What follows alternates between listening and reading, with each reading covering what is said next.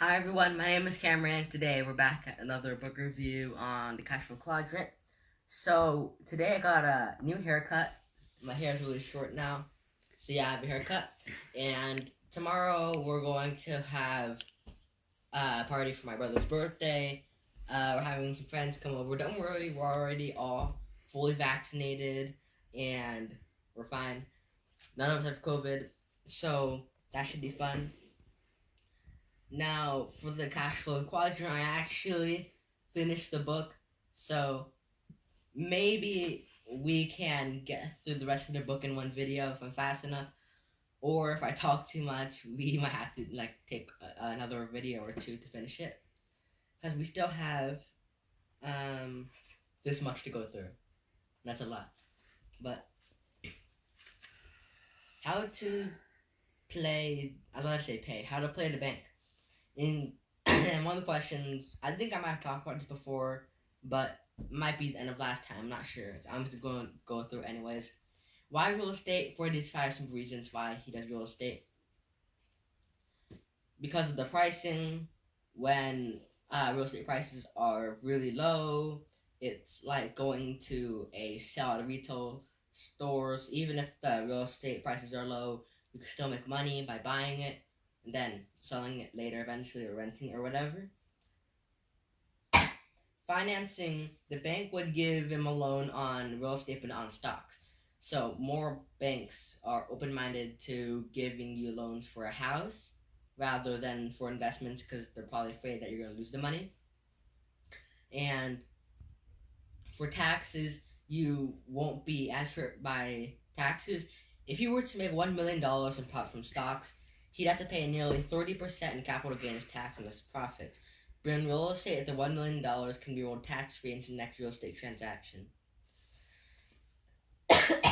So, I don't know, something wrong with my throat. Cash flow, if rents have not declined, even though real estate prices have. And so pretty much the cash flow will outweigh the amount of debt you have. So even though he would carry a large amount of debt from the bank loans and stuff, the amount of cash flow coming for the rents were far greater than the cost of carrying the loan. So if you were to gain more money than you were to lose the money, then you'd be gaining money. So that's how he gets his money. An opportunity to become the bank. He can become the bank, not a banker. You don't want to become a banker. Bankers get paychecks. Banks get money. So, one time he advertised a house for sale, and he used magic words like he has house for sale, owner desperate. People like to hear that because then they think the house is going to be cheaper, and then no bank qualifying, low down payment, easy monthly payments. His phone rings went like crazy, and he ended up selling it or a $100 IOU. Does that mean like they owe him $100? $100,000. Mm-hmm. And his balance sheet, his assets are the $100,000 IOU, and liabilities are the $70,000 mortgage. But for the buyer, he has no assets. But the liabilities are the $100,000 IOU, which is to pay off eventually or something. So, if you were to get like $30,000, you would have, for let's say employees, there's a sequence in where your money streams. It goes from earn to tax to spend. You're gonna get most of your money taxed, and yeah, you should pay your taxes. You don't want to evade taxes. That's illegal. And the government makes roads for you. They make schools for you. They protect the military. They allow you to have land. They give you freedom. So yeah, don't try to evade your taxes. But if you can avoid it legally, then you could try. So that's an employee. So if you would have $3,000, it would probably go down to $15,000 by the time the government gets to it. And if you were to put your income stream through a corporate entity first, meaning if you were to get money from like a business, it would be from earn to spend to tax. You will be able to spend the money so quick that you could spend it before the government actually gets to it. And you can make the rules as long as like you abide by tax codes. I don't know. I haven't been taking or haven't taken tax classes at all. My mom takes it sometimes, but I haven't seen her take one in a while. They have tax rule, and you have to learn how to play the rule. You have to know the rule to know what you like have what they reward you and what they don't reward you, and you play by that game. Okay. All right. Then okay. One time Robert found a property that was 20 acres for $75,000. That was a lot back then, I think. And there were okay, so Rich Dad said, "Be careful when you take on debt. If you take on debt personally, make sure it's not small. I mean, make sure it's small. If you take on large debt, make sure someone else pays for it." We passed on the $75,000 piece of land and went looking for different stuff. So, if he were to get that property, the $75,000 one, he wouldn't make any money off of it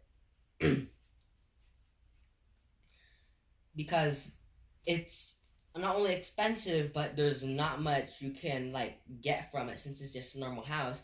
And for him, it would be liability, $75,000 mortgage goes to expenses, which is interest, and that's obviously going to hurt him. Rich Dad once said, "If you take on debt and risk, then you should be paid."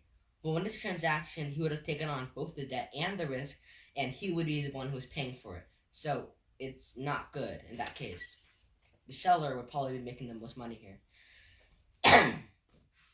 He ended up finding another property that was 87 acres of tall oak trees and a stream. It was a piece of land for $115,000, and it even had a house on it. It's not just plain land. It's a house. It's good to rent. It's a nice area, and there's a lot of trees. Good for lonely people, and he ended up buying it. He offered he offered the seller to pay at full price as long as he gets his terms. I don't know what his terms were. Maybe I'm not sure, but just get it your way, I guess. Term mean the link. Let's say you can buy, but you have to pay me in 10 years like that. You get the term. Yeah, but I'm not sure what his terms were. Yeah. And long story short, he spent a few dollars fixing the house and raising its value, and he fixed the house and sold the house in 30 acres for $215,000. He bought 87 acres and he sold 30 of it for $215,000. He kept the rest of the 57 acres for himself. Here's what the transaction looked like on his balance sheet. Assets, $215,000. Liabilities, $115,000. Liabilities being the houses that the land that he just bought. Assets being the amount it's worth now, thanks to him. And they forgot to add the part where he has like 50 acres left, since he only sold like 30 of it. So he has a good amount left. In his balance sheet today, from that one transaction, is 57 acres of land and $15,000 in cash. And with the $100,000 profit he made, he paid off the taxes from the gains of the land house. And the net result was that he now has zero debt, and he had $15,000 profit out of taxes. That sucks, but you have to pay off debt. There's taxes, bad stuff, more crazy stuff. And so, $100,000 became $15,000. That's sad, but all right. Okay.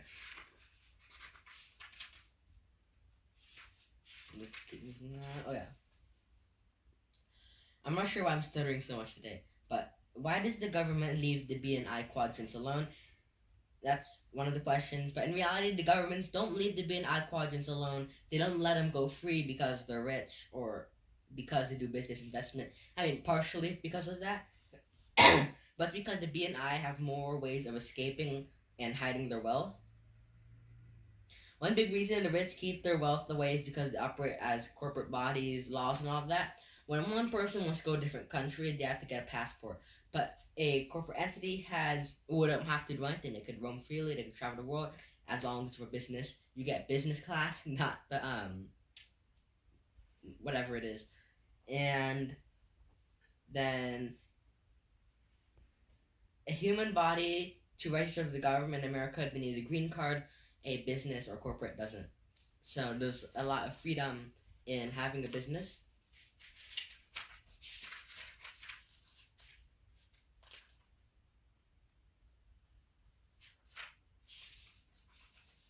Okay, part 3. How to become a successful BNI? We're 3/4 of the way done, I think. Chapter 10. Take baby steps. You gotta walk before you can run.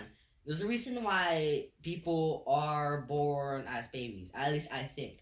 Because if they were to become fully grown up, not only wouldn't that be horrible for the mom, but it would also be because, like, there would be a lot of dumb people going around destroying things.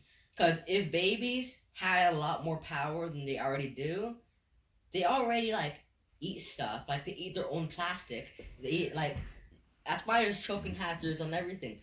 This thing, or, like, it's kind of have choking hazards, I don't know. And so you have to learn, and you have to go through the process of your childhood so that you don't become this weirdo when you grow up. So, one of the sayings is, a journey of 1,000 miles begins with a single step. Instead, he would say, a journey of 1,000 miles begins with a baby step. Many people would start off with large steps. I mean, if you were to be committed, like you just saw a commercial, and now you want to become like a fit guy who loses 30 pounds out of the blue, and you start, my parents did this at one point, and they went to the gym every single day, morning and nighttime. They ate literally nothing but lettuce. That sounds really bad. And they just didn't eat fattening foods. You would just work out a lot, stop yourself, go intense even though you've done nothing like that before. And so then after a week, you just give in and eat fast enough again.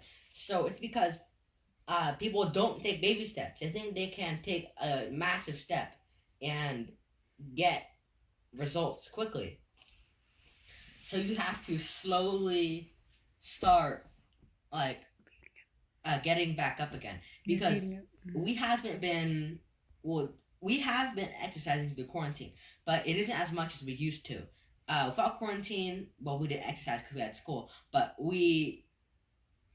I don't know, but we weren't as physically active. Most of us has gained a lot of weight. My brother's still underweight. I'm partially overweight. Everyone's overweight here. And so instead of starting to run like 10 miles every single day to try to become more healthy, we started walking about like 1 mile an hour throughout the whole place or our neighborhood, sometimes a park, almost every day, at least 2 or 3 times, 4 times a week. We went for a walk today, actually. We went to the beach. That was good. That was fun. It was nice to have some fresh air. So, we taking it slowly. Taking it by walking. And another question, how do you eat an elephant? Mommy, how do you answer that? How do you eat an elephant? One little bite at a time. Yeah, one bite at a time. Mm-hmm. So, it's because you can't eat the whole thing because it just doesn't work. You could only eat so much. You have to digest it sometimes. You need to eat slowly. And some people would try to just swallow the whole thing whole. And they choke to die. just die. Yeah, they probably die. Too full. They give up. They get too full. Yeah, they just decide that they're tired of it. And they don't want to try anymore. But if you were to take one bite at a time, it's like eating one meal a day. You eat a ton of food one time a day, and you have to eat like slowly so that you can just, I don't know why people eat 3 meals a day instead of one. Maybe because they want to eat more. Maybe we need the energy, a lot more energy than one meal. I don't know. Because your stomach cannot eat a lot at one time. That too. Your capacity. Mm-hmm. It's pretty small how your stomach is like this big, and then the food you eat is like a lot of food. So your stomach just expands. But a number of years ago, there was a study done of all rich people and poor people, just anyone, middle class, everything. Each person, regardless of where they live, have three qualities. They maintain a long-term vision and plan. Even the unsuccessful still have plans. Like the average person will probably have a plan to go to college, get a job, retire. That's their plans long term. So everyone has a plan. Then you have they believe in delayed gratification. Yes, yeah, I said that right. Gratification. They believe in working hard now and doing stuff later. That's why almost everyone goes to college. But some people don't take that seriously. They just party during college or during high school. I don't know what's the point in partying through college. You want to make most out of that expensive tuition, and they just waste their money. I don't know. Maybe the parents are paying for it and they don't care. So you're not gonna make me pay for my tuition, right? No, I like to borrow money. Oh. Free has no value. You're not gonna take it seriously if it's free. And plus, I have to save money for my retirement. Are you sure you won't be retired by then? When I'm old, who will support me? Okay. I'm gonna get into college in like 5 years. Might give you a loan, no interest loan. Why you in college? Okay, so and then they used to use power of compounding in their favor. I don't know how that works, but What? Compound what? okay, it says each person uses the power of compounding in their favor. Maybe they work overtime. I don't know. We have to get more to that. They didn't really say anything about it. Okay. So, and it says there are many rich people who lose their wealth over only 3 generations. People who were inherited into the money, or they made the money and changed themselves. So then they decided to make bad decisions. Most of the time, they have short-term vision. They believe in having fun now, working later, and eating dessert before you eat your main course, because it just ruins your appetite. Dessert is safe for last because it's the best, and it won't ruin your appetite. In fact, eating a bunch of decent food will prepare you for the best part. I don't eat dessert anymore. I remember back in preschool, the dessert was normally bananas, sometimes bananas and chocolate. It's normally a fruit, sometimes a cake. I haven't eaten cake in forever. Actually, last time was my brother's birthday. Aside from that, there haven't been much cakes. And and they have a desire for immediate gratification. They want to have fun now. They want to be satisfied now. They want to do everything now. And they abuse the power of compounding, meaning they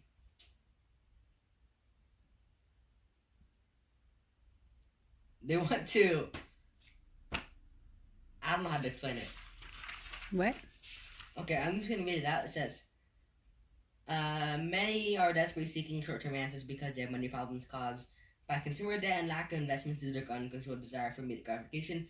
They have the idea of eat, drink, and be merry. This abuses the power of compounding and leads to long-term debt instead of long-term wealth. Yeah, they say people have short-term gratification. They want to buy, shopping, have fun. We waste all the money, instead of invest the money. And then after you invest and you have the profit, then you can do others. It's better. That's the order. Okay, so, all right. Then you have, what does your tomorrow look like? Balance sheet. Tomorrow's your asset. Yesterday was your liability. I don't know what that was, but then you have income statement. Everyone has expenses such as taxes, debt, because who doesn't take loans? Who doesn't have a credit card? All that stuff. And then living expenses. Everyone definitely has that. Even if you're homeless, you have living expenses because you have clothing, food. If you don't have any of those, then you're probably dead. But everyone has expenses of some sort. So you have, I don't know what to say. I guess everyone has expenses. But then you have the three cash flow patterns. You have the poor, the middle class, and the upper class rich. Poor is job to income to expenses. They spend all the money on random stuff. And then for the middle class, it's the same thing but just more wild. It goes from job, income to liabilities, then to expenses. It's taking one more step. Yeah. And the reason why, the only reason that separates them, they both lose their money. But it's just that the middle class can afford to get stuff. Like, if this were to be a liability, which it isn't because I'm using it to film videos, it's... Poor people wouldn't have a couch because it goes straight to expenses. But middle class, they get a couch and then it goes to expenses. That's why they're able to afford some things instead of having literally nothing. That's why a lot of middle class have a lot of stuff in their house, less to live a minimalistic life, which is pretty much Paycheck by paycheck. that too. But minimalism life is a very simple life. Like, this thing would just be like a pure white couch, no texture. This whole thing would be like gray, and we wouldn't even have curtains. There's nothing. There's no books. This book would probably be something about, I don't know, how to cook. There's a lot of boring stuff. Minimizing your expenses, pretty much. You buy literally nothing. It's like an Airbnb, and you're living it all the time. And for the rich, it's assets to income. They don't have liabilities or expenses. They might have expenses because businesses have expenses, but their assets, it goes straight to income, so they make a lot more money than they lose money. That's how you become richer. And okay, cash flow, not money, we lose anxiety. Financial struggle and poverty is where where anxiety comes from. And cash flow, not money. Money will actually probably make it worse. It makes you more addicted to it. It makes you want to spend it and waste it. Cash flow is almost infinite money. Cash flows can run out, meaning if you were to... The most simple cash flow I can think of is a dividend.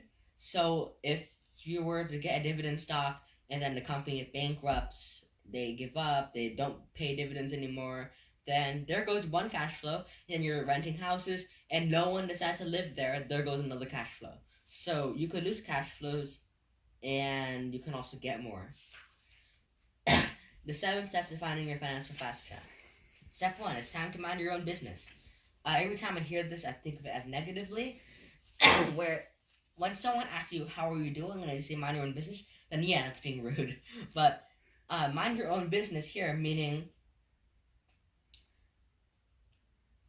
literally business. You have to mind your own business, focus on yourself, not others. Normally I say, how are you doing? What are you doing? Because I'm curious, I'm bored. And I'm like, ask everyone, hey, what are you doing in there? And it's like, mind your own business. I'm like, okay, you didn't have to say it that rudely. It was like, you could have said nothing or something.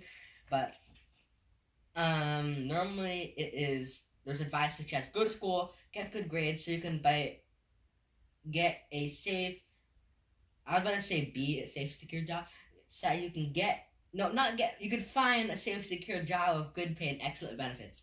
Then you have work hard so you can buy the home of your dreams. After all, your home is asset and your most important investment. That's also false. Having a large mortgage is good because the government gives tax deduction for your interest payments. Once again, just because they give out tax deduction doesn't mean you should do it. Some people buy stuff just so they could write it off, or anything just for a tax break, and it's not worth it. That should be a side benefit, not the main reason why you do it. You don't work for people just for like their free insurance and stuff. You work for the money, but obviously you shouldn't do that. But if you have something, or if you do something, you should have a purpose. And buy now, pay later, low down payment, easy monthly payments. You'd rather have a higher down payment and a low monthly payment than a low down payment and a high monthly payment, because then you have to give someone else the cash flow. The guy who sold it to you is now getting cash flow, or whatever it is, because you're now paying whoever monthly payment. That's literally cash flow. And most people who follow these words of advice become employees, making their bosses and owners rich, debtors, or people who collect debt, making the banks and money lenders rich because they collect a debt and they give it to someone else. And taxpayers make the government rich. Taxpayers aren't rich. Stop yelling at the taxpayers. They're only working for the government. And consumers makes businesses rich. And income, you mind your boss's business. You work for someone else's business, so why not make your own? And the reason why most people mind their boss's business is because they can't manage their own business. They have to rely on your boss to do it for yourself. Then you have expenses. You mind your government's business via taxes. That's an expense. Then with every other expense, such as buying food, congratulations, you minded another guy's business. You minded a shop's business, a restaurant's business. You're minding everyone's business. We're all minding businesses. You're minding my business listening to me. And assets, this is your business. Your business is an asset. I have no idea how much time I said business today. But liabilities, you mind your banker's business. You mind your banker's business. And alright, then you have fill out your own personal financial statement. We talk about that like pretty much the whole time we're reading this book. The whole financial statement, income statement, balance sheet, that stuff. Income statement, yeah. Set financial goals. Some things are, my 5-year financial goals are, I want to increase cash flow income or passive income you earn without having to work for it, my assets to how much per month. Meaning, I want to have this much passive income per month. Don't make it too unrealistic. I mean, if you make it like $1 billion or like $1 trillion, then you might be demotivated to actually work on it since it's too far out of your reach. But when something seems more possible to you, it will motivate you more. And then you can move your goals higher so that you can shoot for the stars and hopefully land on the stars. So, many people say shoot for the stars, land on the moon. Shoot for the stars and try to land on the stars. If you can't, then go ahead and land on the moon. Or most people don't want to land on the moon. They'd rather go all or nothing. So it's kind of like a gamble in a way, but not really. And then you have, I want these stuff in my assets. Like I want to have a piece of real estate. I want to have a business. My 1-year financial goals are I want to decrease my debt by this much. I want to increase my cash flow from my assets to this much per month. And then this is, by the way, this is the income statement from the cash flow game. You have income, salary, interest, dividends, real estate business, expenses, taxes, homework payment, school, cars, credit card, retail, other, child loan, and you have the auditor, the guy on your right, who will show how much passive income you have and total income you have. My brother scammed me one time. He got my total income wrong, so I thought I could afford a house when I was a lawyer, but I just couldn't. So I went bankrupt, and then I was the person to lose with the highest paying job because my auditor sucked. I ended up firing him, but I was already bankrupt. So, yeah, that's why you have to choose a good auditor too. I can't choose it. It's the person to my right. That's why don't choose the person to your right. Convenient. I didn't You have know to pick that the one. be... Go out of your way, pick the best. I didn't know the auditor was to my right. I just sat somewhere random. My brother stood right of me. So, take control of your cash flow. People who cannot control the cash flow work for those who can. That's self-explanatory. I don't know how to explain it any better. Who's smarter, you or your banker? Well, probably the bank itself, but in this place, it's you or your banker. Well, your balance sheet is your liabilities are your mortgage, and the bank's balance sheet is your mortgage assets. So pretty much, in this case, the bank would be smarter. Because most people think the houses are assets, but in reality, they're only assets if they make you cash flow. So go ahead, if you want to rent it, then yeah, that's cash flow, making it maybe an asset. Have you finished the book, the Babylon, something? Richest Man Babylon, yeah. Yeah. I read it like 2 or 3 You times. did all the video yet? Yeah. Okay, he's a banker. He lent people the money, and then he get interest. Wasn't that guy also in debt? No, he's the most richest guy in. Oh, the other rich guy, but the main character guy.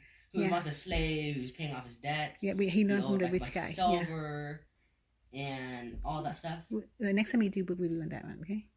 What do you mean? You did it, okay? I've did it. Okay. Like, Now, I read that book 2 or 3 times.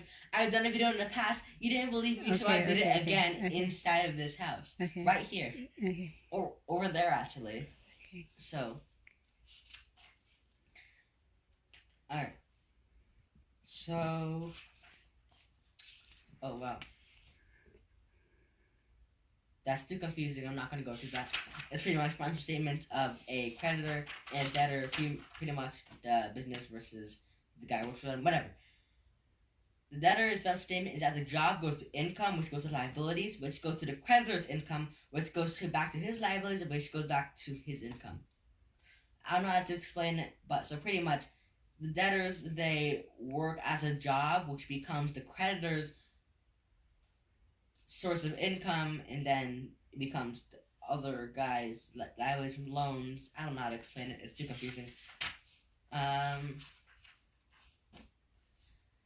Here's these random tips to eliminate personal debt. Tip 1: if you have a credit card with outstanding balances, discipline yourself to only use 1 or 2 balances. Any new charges must be paid off in full month. Don't get long-term debt. Tip 2: come up with an extra $150 to $200 per month. Now that you're doing this, you're becoming more financially literate. Meaning you know how much money you're getting. You can understand yourself. If you can't get that much money, then your dreams of financial freedom might only be a pipe dream. It's not going to come true if you can't get $200 a month. And tip 3: apply that and then pay off only one of your credit cards. Then you'll pay minimum. I don't know how to explain it. It's just weird credit card stuff. Tip 4: once first card's paid off, apply the total amount. Yeah, I'm not going to say that. I don't know what I'm talking about at this point. Chapter 13: know the difference between risk and risky. Business and investing are not risky, but being undereducated is. So taking risk versus being risky. Risky is pretty much everything about it has risk in it. Risk is only one part of it, meaning business includes taking risk.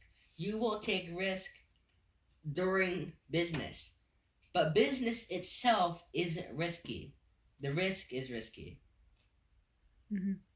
Yeah, that's all I can say. It's you that's risky, not the business or not the investment is risky. Because if you're not educated, you lose money. If you are, then you won't.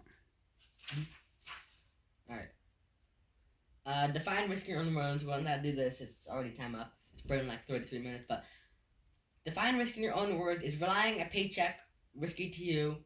If it's stable, then not really. But since you could lose a paycheck, then yeah, it's kind of risky. Is having debt to pay each month risky to you? Definitely. Having debt is always risky. You could run out of income and then, well, next thing you know, you're bankrupt. Is owning an asset that generates cash flow each month risky to you? No, it's literally free money. Is spending time to obtain financial education risky to you? No, like you could just learn. You're not going to risk anything aside from your money. And is spending time learning about different types of investments risky to you?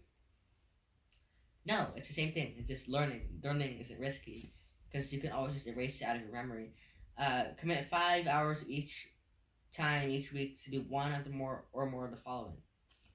And let me see if there's any more down here. Yeah, okay. So you 2 out of these 6 things.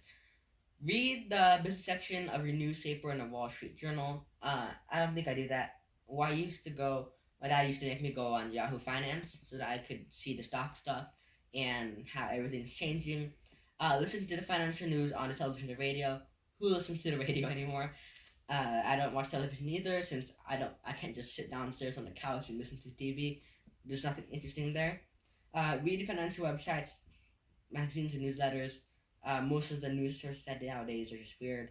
And financial websites. My mom used to have me go to Bigger Pockets podcast. We still listen to it in the car. She forces us to do it during car rides. But play the CashFlow game. Visit a local CashFlow club. I didn't even know there were CashFlow clubs. I've Nice. never seen one before. Might take around you here. there next time. Maybe they're not Because gonna make me we play don't know Cash how. game, right? No, you play with them. They know how to play. Maybe mommy taught you the wrong way. Yeah. Yeah, I think about going there and learn it first and teaching. Or play the CashFlow game. We already do that sometimes. Attend educational seminars on investing in financial education. We occasionally do it, but not every single week. That's way too time consuming, especially now with COVID.